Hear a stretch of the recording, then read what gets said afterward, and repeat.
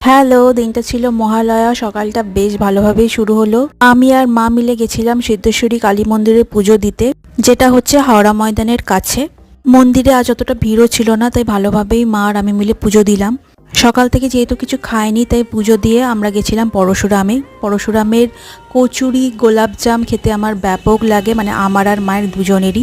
সাথে মা নিয়েছিল দই বড়া, কিন্তু দই বড়াটা আমার একদমই ভালো লাগেনি। তারপর চলে গেছিলাম প্ল্যাটিনাম মলের নিচে রিলায়েন্সটাতে কিছু কুর্তি ট্রাই করার জন্য। বেশ কয়েকটা ট্রায়াল দিলামও। কোন কুর্তিটা কিনেছি সেটা এখন দেখাচ্ছি না, পুজোর সময় যখন পরবো দেখতে পারবে। তারপর গেলাম শ্রীলেদার্সে, আমার আর মায়ের জুতো কেনার ছিল। জুতোর কালেকশন তো মোটামুটি বেশ ভালোই ছিল, সাথে ছিল ব্যাগেরও ভালো ভালো কালেকশন।